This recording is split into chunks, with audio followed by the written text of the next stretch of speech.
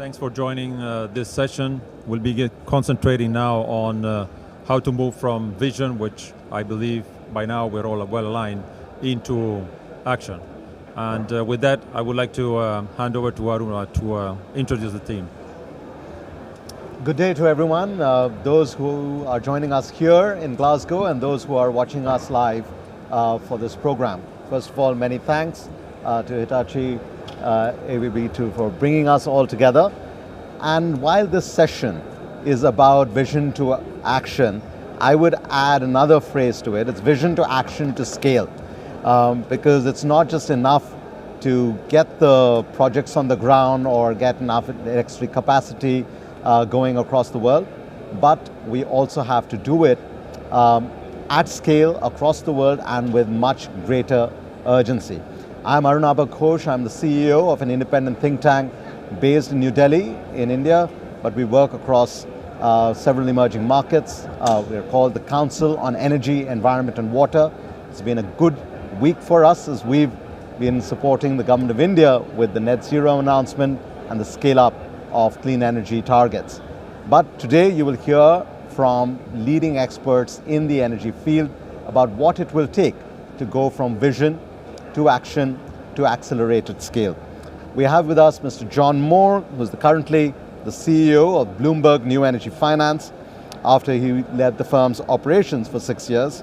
He has more than 20 years of experience of building professional services firms in the financial services industry. Prior to Bloomberg New Energy Finance, John spent a decade at JP Morgan, and before that he was also co-founder and CEO of a business consulting firm, MA Partners. We will also hear from Ms. Anna Borg, who's the president and CEO of Vattenfall. Since 2017, Anna Borg was Vattenfall's CFO and has many years of experience in the energy sector. Among other things, she has been Senior Vice President for Vattenfall's business area markets, led the Nordic sales business, the Swedish heat business, as well as the European B2C business. Anna Borg has deep and broad experience across the sector, and you will know why very soon.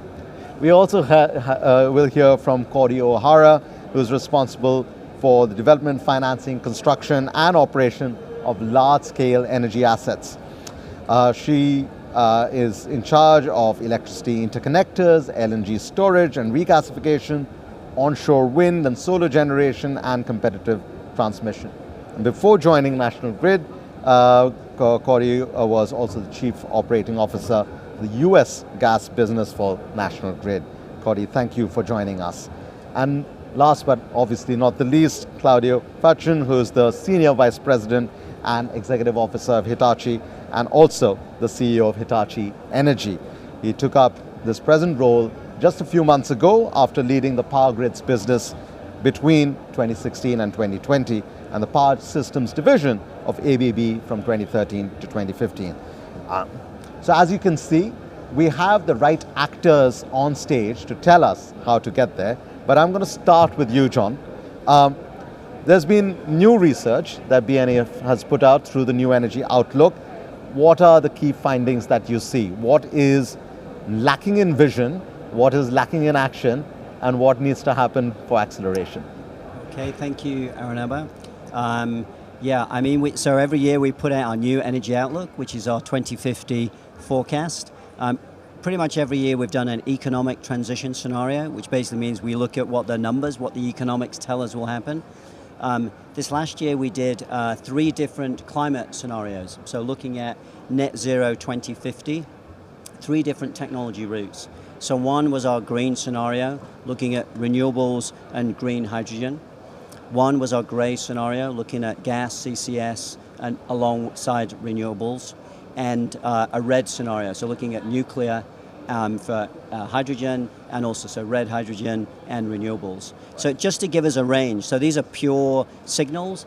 No one geography will take that pure path, but the idea was to give us the numbers that people could use as a benchmark.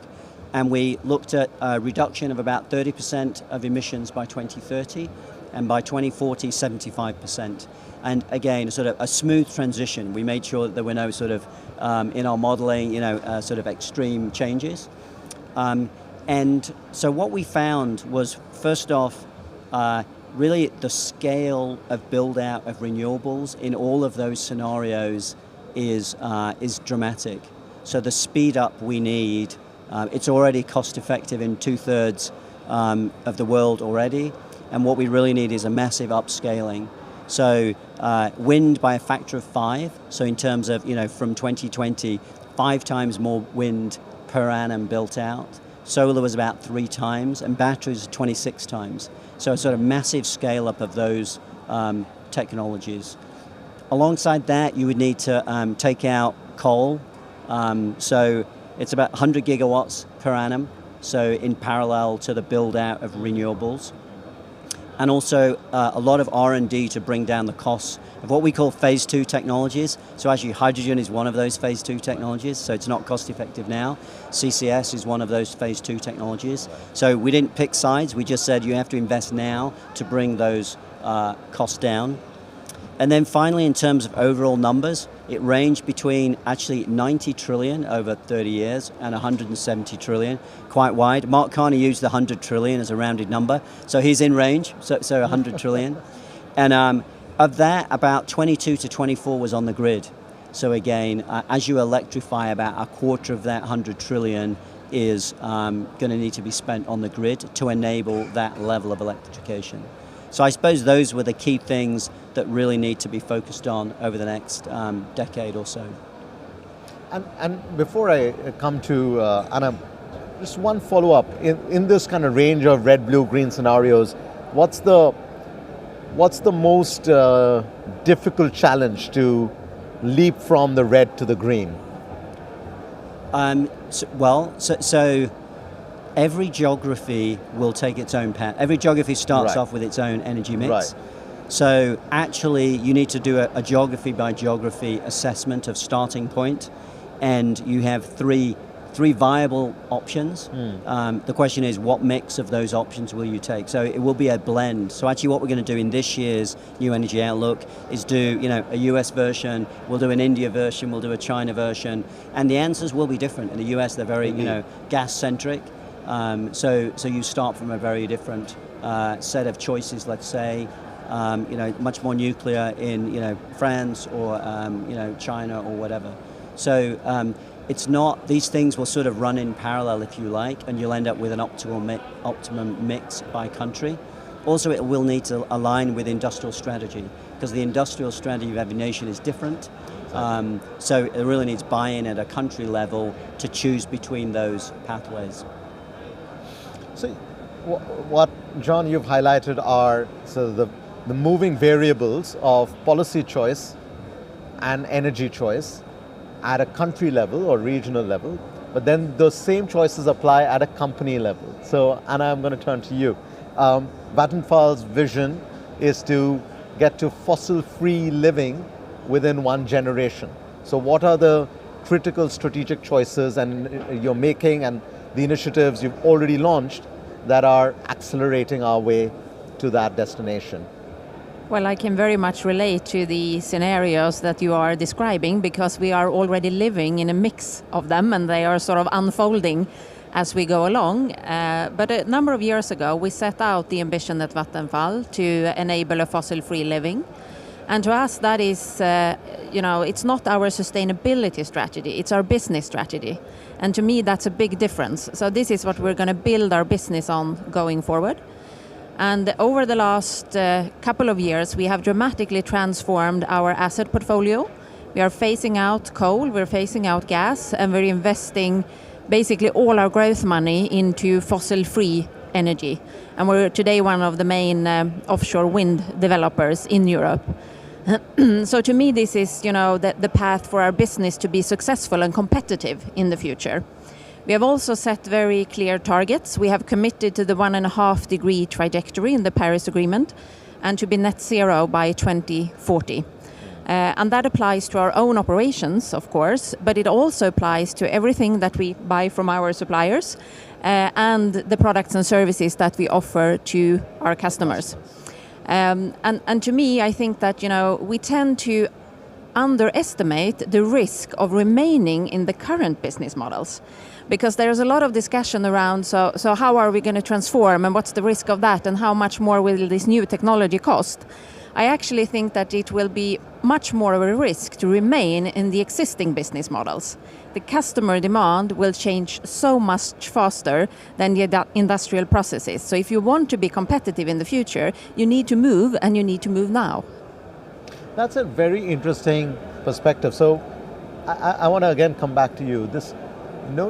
Are you then suggesting that customer demand will drive the speed at which these strategic decisions are taken, or is it also possible for businesses to kind of make a completely different offering to customers who've maybe not internalized the scale of the challenge yet?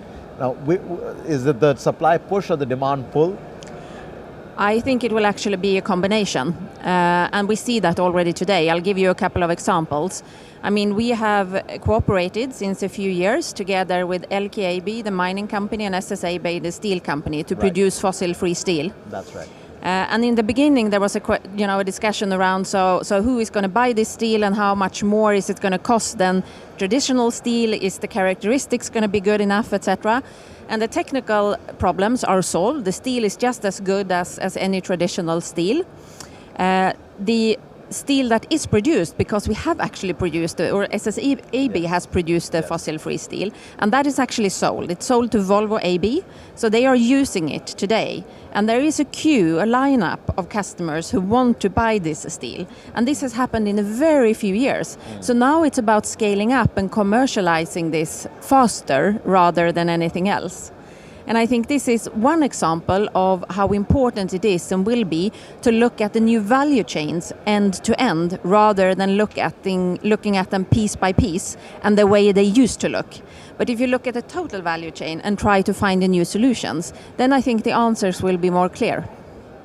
Yesterday at a similar discussion we were having on green hydrogen and where the demand would come from and where the technology would get pushed, the metaphor I used was that of a multi-pedal cycle where all of us, you see it in theme parks, everyone sits around and everyone's got a pedal for the whole contraption to move. But it seems to me that combination of what LKAB, SSAB and Vattenfall has done is a real example of that unfolding in reality. All right, let's turn to you, Claudio, from the National Grid Ventures. You've been a voice for ambitious and accelerated action towards clean energy. What are the key initiatives you are taking? And even more so, what are the key initiatives that you wish you could be taking? Thank you, and it's a real pleasure to be here today. And I do want to say that we are very ambitious for change, and I think everybody here on this panel is too. And actually being a principal partner at COP26 is a real opportunity to bring people together and convene these discussions, so I really appreciate being here. We really believe net zero is achievable by 2050, and we believe that as a set of collaboration efforts together, we can get there.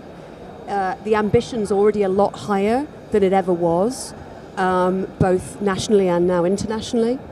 The UK power system itself, where we are the transmission system owner and operator, is going to be, carbon-free by 2035, and a significant amount of offshore wind generation will be delivered by 2030, an additional 30 gigawatts to 40. Our role in National Grid in the UK is to make sure that we're enabling the infrastructure that can allow this clean, resilient grid to be delivered. Onshore enablement is absolutely critical. Understanding how much offshore wind is going to connect, where it will connect, and then working with the communities and our regulator to make sure that infrastructure is there in time.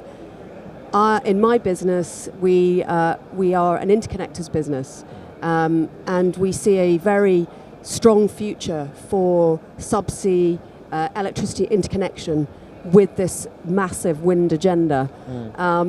We currently have 5 electricity subsea interconnectors operational today. In fact, we're really excited in the last month to have delivered our North Sea Link, which is the largest in the world. with our partner Statnett, connecting Norway to the UK, 723 kilometres long, and now able to share 1.4 gigawatts of clean energy between the respective countries.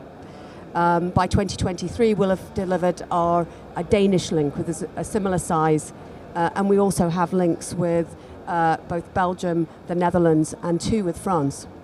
So how do you deliver this next phase of offshore wind? Really, the days of point-to-point interconnection and single radial connection to farms is not going to be a viable option for the future. And so we've seen the deployment of our interconnector business as the first phase of a more integrated and meshed offshore grid. The second phase we see, which we are entering now in this critical decade, is multi-purpose or hybrid interconnection. Take the existing planned wind farms and actually allow multiple farms to connect to one interconnector and be able to export and share those resources between 2 different countries. That's going to have the benefit of less cabling, less infrastructure, less impact on coastal communities, and then this ability to manage both surpluses when the wind blows high and intermittency and deficits between countries when it's low. And then the final stage we see is having a fully meshed grid where we will see energy islands. We will see wind farms combined with new technologies, electrolysis for green hydrogen capture, and then this ability to manage a stable, resilient grid in the future. Clearly you have a plan of tapping into that $20 trillion part of that $100 trillion story.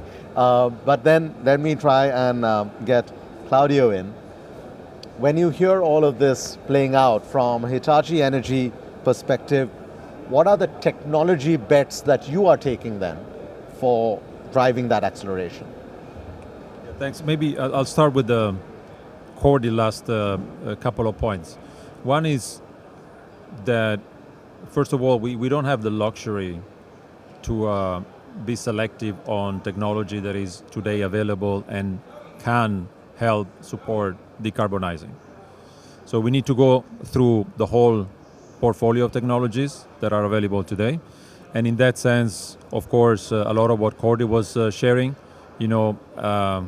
HVDC, so high voltage direct current technology that has been introduced by us some 60 plus years ago, has the maturity to take now the next step and become an overlaying DC grid to the existing AC. But what is important, what Claudio was also mentioning, and Anna, you also touched on that, is we have to look at this holistically. When you look at the future of the energy system, I think we're all aligned that it needs to be much more electrical. So electricity being the backbone, we will have to invest across the value chain, starting from, of course, more renewables to generate clean energy, but then transmitting, distributing, and then consuming it also with much higher levels of efficiency, but also consuming it in a different way, because we have to electrify transportation. We have to electrify demand on industry. As part of that, we also need to look at, and I really like the approach that BNEF is taking, at while we all agree where we need to be, carbon neutral, maybe the timeline is a bit different depending on which part of the world you are, but it is clear that we're all targeting at the same goal. The starting point is different. And what John was explaining is that then this different scenario approach allows you to draw a roadmap on how to, if I start from gray, green, or red, and then achieving that means adjusting, but it also means, once again, leveraging all the technologies that are today available, whether it's interconnections or storage at the edge, and of course, more and more, and here I think we still have a lot of potential, is to leverage digital technology in order to help managing the much higher complexity that we have in the system today and certainly going forward. because some of the aspects that were mentioned in terms of variability, in terms of unpredictability of some of these resources can be dealt with, but it requires also some more innovation other than technology so that we can implement that technology, digital being one example, at the speed, at the pace, at the scale that is required. So actually, let me pose a question again to both of you, Claudio and Claudio. Because Claudio, you used the phrase, and you quickly kind of moved on because the rest of it was building on it, resilient grid. But not all grids are resilient, even in the best of, or the largest of economies. So, of course, the four of you know what you're talking about. But suppose you met with a new energy minister in an emerging economy who wants to do the right thing, is not technically proficient, and just says, I get this whole story around offshore wind and the interconnectors, and I get the digital innovations you're proposing, Claudio, but I've got a very unstable grid onshore right now, and I need to make sure that that is working fine, otherwise I'll lose my elections, and the finance minister is not going to give me extra money in the budget to do whatever you're proposing. What's your response to them? Shall I start? We can't build out a renewable energy system without having a lot of flexibility. So, we've learned a lot in the transition in the UK alone. The UK has made phenomenal transition. In April this year, the energy mix, 80% was from renewable sources. The average over the year, 55%. Mm-hmm. So we've already got a significant penetration on the system, but that didn't come without investment in additional flexibility. Mm-hmm. And that's where you've got to be thinking about battery storage, demand side response. Yep. As you bring more wind onto the system, you get more intermittency and also more surpluses. And therefore you need a different level of energy storage to take advantage of those surpluses and to manage any intermittency and dips. And that's where hydrogen is becoming a partner technology. And then, of course, as you build out these flexible resources, lots of data is needed by the system operator to understand when will the energy come, what flexibility resources will need to be deployed. And how can I do that in a really cost-efficient way? And so that's when the data and the digitalization comes in, because you will have a lot of choices and you will want to be cost-effective. But that means having seamless understanding of the merit order of those resources, the price and the market signals for that. And if you've got a lot of demand-side flexibility and consumers are changing the way they use electricity to support the system, their data needs to be protected and they need to trust you. So that brings a digital and cyber agenda into the mix in the future. Claudio? Yeah, maybe just compliment. Just yesterday I had the pleasure also to have a similar panel. It was focusing on financing and how do we get financing for this clean energy transition into emerging markets. So we had the energy minister of Indonesia. And that's a great example on Indonesia from a geography standpoint. It's a quite complex structure, right? You have 17,000 plus islands, but you also have consumption points far from where the generation points are. And so you need all of those technologies that we were mentioning before. You need to build a backbone. You need interconnection between the major islands. But then you also need to find economical, affordable, but also resilience and reliability need to be part of that when you provide renewable energy in the smaller islands with microgrids and storage technology. But instead of consuming diesel, then you should leverage the local renewable resources, whether it is wind, solar, or also geothermal in this case.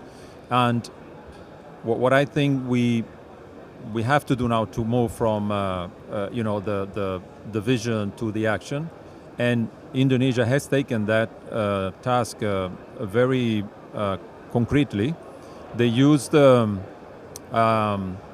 system value framework that we have created as a team out of a joint effort with the World Economic Forum that allows you to look at all the building blocks and looks at who needs to be the recipient, whether it's the end user, the private, the public, government, and how to then deploy all those elements, including, of course, making sure that it is attractive from a policy standpoint, from a regulation standpoint, in order to get the financing that is needed. And they have walked through that in a quite structured way. And I think that's the first step, to have more than just a vision, but a clear roadmap, building block by building block, in order then to be more concrete and take the next step and break down what is a real large, complex challenge into smaller ones that then the different stakeholders can tackle in a faster and more efficient way. That need for a roadmap is indeed, what's going to play out very differently, again, economy by economy. So I am right now playing a double role of moderator, but I'm supposed to also tell you a little bit of a story of how it's unfolding in India. And as you have probably heard, India declared a net zero target for 2070 earlier this week, but also ramped up its near-term targets for 2030 for 500 gigawatts of non-fossil energy. About 450 of that would be renewables. Now, let's put that in perspective first. Our entire electricity system is 388 gigawatts. So we are not trying to shave things at the margin or as a share. We're basically saying we're going to upend the entire electricity system and build more renewables than we have as our entire electricity capacity today. Now, that sounds great and ambitious. What would it entail? One, as I said, the acceleration. So simple back of the envelope calculations will tell you that for the next 9 years, every working hour, India has to deploy 10.5 megawatts of renewables. So the hour that we spend here learning from you, someone out there should have deployed another 10.5 megawatts. Now, 11 years ago, when I started up CEW and the solar mission also began, the problem was that it used to take a lot longer to deploy a renewable energy project rather than connect it to the grid, because the grid existed and renewable energy was the marginal player. Now, with the rapid acceleration in what's happening with renewables, you can now deploy a large-scale renewable energy plant in, say, 8 or 9 months, unlike the 18 months it used to take, and the grid has to play catch-up. Now, what's the roadmap for that? India and countries like India are going to go through double leapfrogs. One is a leapfrog from the absence of energy altogether to access to energy. And the other leapfrog is from moving away from clean energy, dirty energy to clean energy. So over since about 2017, when the household connections began, within 18 months, about 28 million households were connected. So that required one kind of building out the grid infrastructure where it was missing. But simultaneously, we also had what are called green energy corridors. So if you're generating power, solar in the west of the country, in the desert state, you've got an energy corridor there.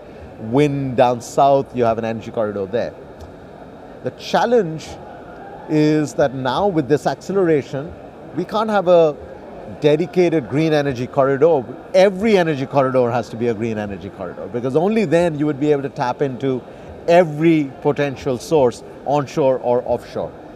The last thing in that roadmap will be similar to what you've been describing, Claudio, and what the Prime Minister announced earlier this week, the One Sun, One World, One Grid initiative. Just like you've connected up with Norway and then Denmark, we'll have to do the same in South and Southeast Asia and West Asia and tap into the solar, wind, offshore, onshore potential. And that will require its own resource planning. And that's just getting us to 2030. And the net zero modeling we have done means in 2070, India will need 5,600 gigawatts of solar. And if hydrogen did not scale up, that would mean 7,500 gigawatts of solar. So it's an exponential, breathless marathon for the rest of the half century that we are on. But that's just the perspective of one country. So let me get back to you, John. When you see this, what concerns you? Is it that countries are perhaps not thinking through these roadmaps in the way Claudio has described or Claudio is implementing? Or is it that the roadmaps can be created, the money is not going to flow very quickly? I think it's a bit of some of all of that. I mean, not everywhere, people are only just now putting together roadmaps on a country basis that actually really make sense. We've just got to the sort of end of the beginning in terms of commitments. So the amazing thing is the sort of end point, the net zero is becoming clear, and that's pretty definitive in terms of driving plans and driving investment. So the good news is those net zero plans will be clear in terms of goal, and I think that will attract in a lot of money. So again, in terms of the investment community, we heard from GFANZ yesterday, the announcements. Much of the investment community is also buying into having portfolios that are aligned with Paris. So now we need the plans, the implementation plans that they can fund. So actually, having looked at this prior, it's actually not the problem of the money. It's actually been the problem of what to fund. Are there enough projects out there? Because there's actually got to build these things. You actually get them permissioned. You actually have to get everything moving. These are whole new industries in some ways, and whole new supply chains. So I think that's probably the thing that needs to happen next. Is really identify multiple projects that can be built out in different geographies of different natures. As we've said, it's going to be a combination of a number of technologies and a number of geographies. And then I think connecting that to foreign direct investment will be really what happens over the next, hopefully, 2 to 3 years to accelerate things. So, and I'm going to deliberately play a bit of a devil's advocate to what John is saying, not because I disagree with him, but the who moves first becomes a question here. What John has described is rightly so. You have the right policy signal, you have the right regulatory architecture, you have the right technical roadmap, the money will come in. Often the world is not perfect. And yet emerging economies will drive 88% of new electricity demand over the next 2 decades.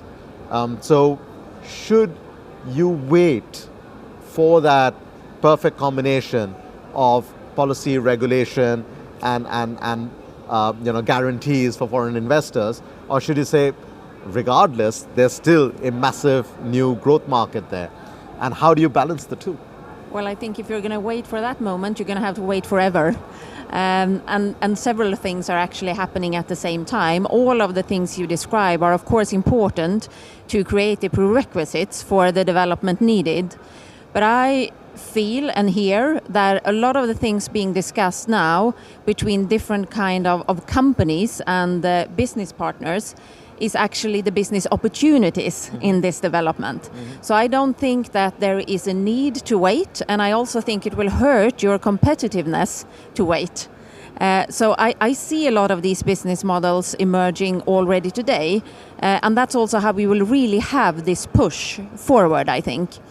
I participated before I came here today in an event where there was a launch of something called the First Movers Coalition. Yes.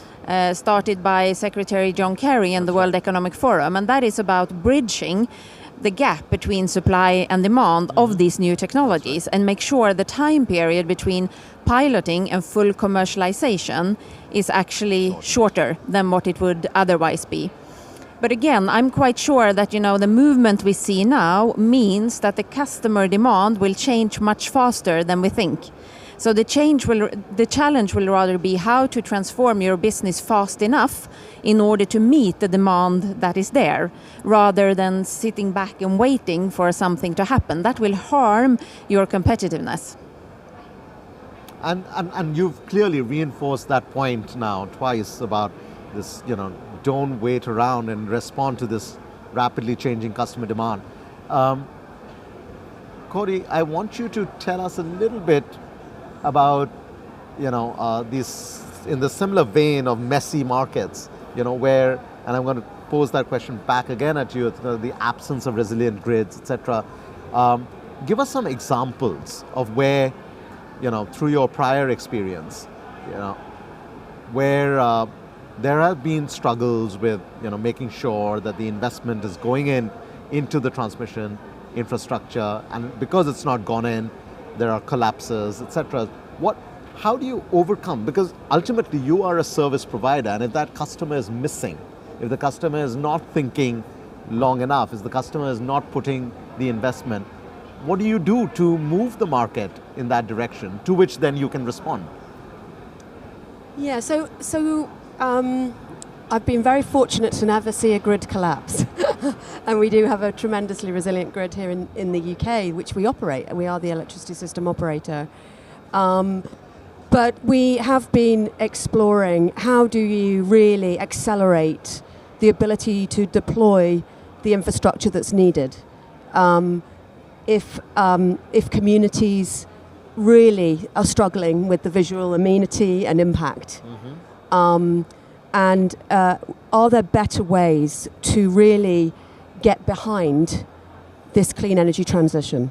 Because if we all agree on the end goal, which is a clean, green and resilient grid, fresh air that will survive us for many generations, we may have to make some compromises to get there in how we route the infrastructure, the nature, scale and size of that infrastructure. We've been very conscious of trying to make sure it's as least impact as possible. And that's why I do come back to the hybrid interconnector story I laid out earlier, because coastal communities need to see a benefit from a lot of infrastructure coming their way because of the scale of offshore wind. And actually, it's responsible to try and work together with the energy islands that will be developed, with the offshore wind developers, to then say, how can we minimize the connection points? How can we still give the communities the benefit of clean electricity with lower disruption? And actually, if we're actually combining assets, we're reducing the cost, as well. And the consumer narrative needs to be there as well. Do you want this? Do you want to change the behavior in how you consume electricity? Because that can avoid some of the upgrades in the systems as well, because actually they can provide relief from a system that could be constrained in a certain area if we're willing to change our consumption patterns. So I think there's a bit of how do we create the flexibility that avoids the need, and also how do we combine infrastructure to lessen the impact. And then on the regulatory side, we've advocated for anticipatory investment, because build and it will come. We know this is coming. Yes. And so actually, and we've seen this actually in New York, where we are deploying transmission there. The New York State has seen that additional transmission will be needed to unlock renewable energy that will connect. And we're starting to see that as a really a viable set of actions, that anticipatory transmission with a goal to unlock new renewables that will connect soon, it is a smart thing to do to make sure nothing is constrained off the network. Claudio, another bit of a twist of a question. We've been talking so much about the grid and the transmission infrastructure that's necessary, and yet there are many geographies around the world that don't have energy but also are not ideal for large-scale grid infrastructure. What's the vision at Hitachi Energy to think through this balance of the grid connected and the distributed generation and consumption? The more digital the infrastructure, more you can perhaps have more distributed generation, but that then undermines your business model. So for large continents where this might be a strategic question, what's your response? I'd say I'll go back to, we have a portfolio of technologies that go from looking at the edge, how to provide that electricity in a reliable, clean way, with microgrid technology, storage, and of course control systems that allow you to do a demand response. On the other end, you have the backbones, the interconnectors, the bring in bulk renewables from long distances. Offshore would be one of those. Many countries have 2,000, 3,000 kilometers worth of HVDC connections, precisely to connect generation with large demand on the consumption side. We have to somehow adopt what John is proposing. We have to accept that we have different starting points. Mm-hmm. And in some cases, we have the opportunity to jump some of the steps that we have taken in more mature economies and in more mature markets, because technology available today allows you to do so. For instance, to provide electricity to still the hundreds of millions of people that do not have access to electricity, definitely the grid edge technology is the first step. And there is enough innovation at that end that also allows, with the right policies behind, to make those investments attractive. By the way, India is one of those that have leveraged quite a bit on giving rural electrification priority. On the other end, at a certain point in time, when you reach a certain maturity, and I would see this even for Africa as a continent, once we have taken that step, and I believe that step needs to be taken, you then look at, from a continent standpoint, and to take the next step in terms of efficiency, competitiveness, reliability, resilience of that infrastructure, then you start thinking about larger investments, interconnecting the countries within a continent. And one example is just something that was recently announced. We're very pleased to be partnering in executing the first large HVDC interconnection between countries, and I would say even between continents, between Saudi Arabia and Egypt, right, with HVDC technology, multi-terminal, that was also deployed in other parts of the world.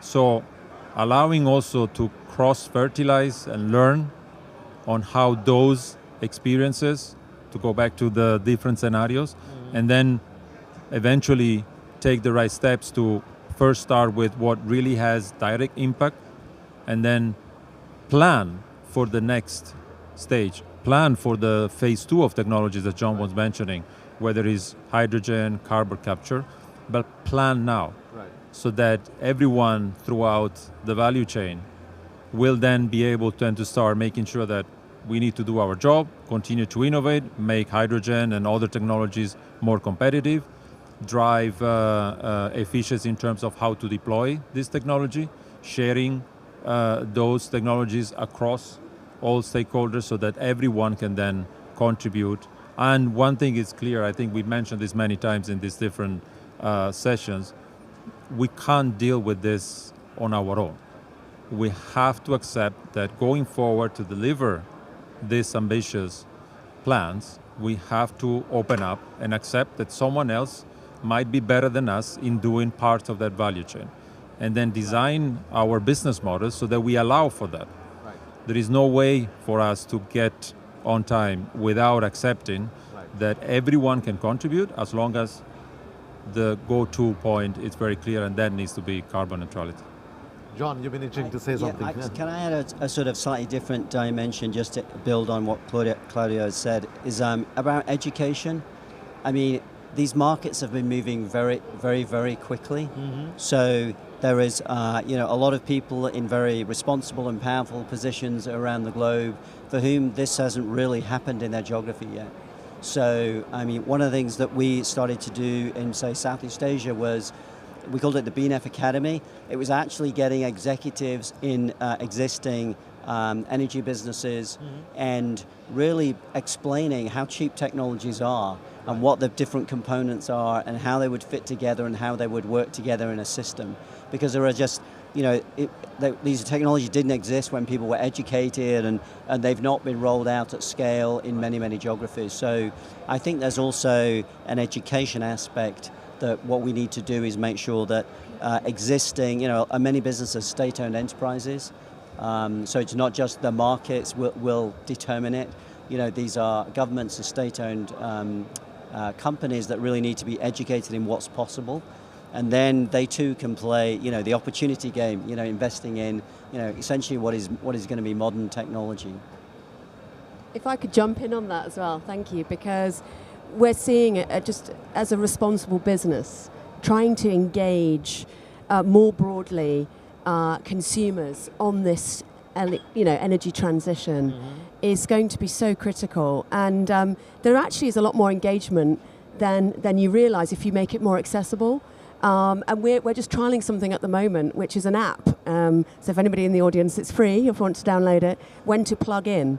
And actually what we've created is, it's for the UK only, I'm afraid, at this point, but it allows you to put in, your postcode or the region where you live.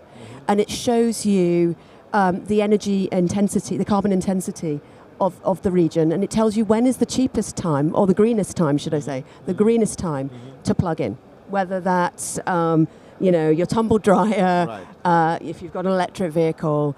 And what it's seeking to do is just create that different level of awareness. Because it's phenomenal. 1 million tumble dryers going on at the lowest, the lowest carbon intensity electricity that day can save 100,000 tons of CO2. I mean, so actually, we're all about the sort of education aspect to it. And even though we don't directly supply to consumers in the UK, we see that there's a responsibility for all of us in the industry to sort of bring greater awareness and connection to it. Anna, yes. Yeah, I actually think that all the examples here, are good examples of a lot of things coinciding right now, which I think will drive this development even further. Right. So it's the ambition, the increased ambitions and targets that you discussed, but it's also the technology development and the fact that the technology is becoming less expensive compared to what it used to be, and is sort of picking up pace and competitiveness on its own merits. It's also the pricing of carbon that we see in several parts of the world, and I think that in Europe at least, that pricing of carbon has played a very important role when it comes to shifting the relative competitiveness between technologies, but also spark innovation around new sustainable technologies. And then we have the customer demand that we discussed, but we also have the financial markets. And I think we see more and more clearly that the financial markets are starting to regard anything that is a fossil business model as a higher risk. And then something starts to happen for real. So what are you going to use the money for is the first question these days. And if it's anything that is not sustainable or fossil free, you will either not get financing or it will cost you more. So you see several examples of green bonds or other kind of credit facilities where the financing is connected to fulfilling your environmental targets. And when all of this is happening at the same time, then this sort of picks up its own momentum and will only increase in speed, I think. We are right at the top of the hour, and that's such a great comment to end on, Anna, because often what happens is either you have a technology that exists and then the policy hasn't caught up with the idea of that technology, or the policy and the technology exists but the customer isn't ready for it. And that's what results in what I call a schizophrenia between the same entity or the same person as a citizen and an economic agent, right? And the decisions you're trying to take as a responsible citizen might not be the same decisions you take as someone looking at fulfilling your shareholder value obligations. But when all of this begins to come together, the schizophrenia actually begins to disappear because there are different things working simultaneously. And we need different things to work simultaneously in order to get to the scale at the pace that we need to get to net zero, be resilient, have access, reach the people who haven't been reached ever before, but also help to grow the biggest of economies better in a more sustainable manner. Victor Hugo said there's no power that can stop an idea whose time has come. Seems like the idea's time has come. Let's just move to action. Thank you so much for listening in. Thank you.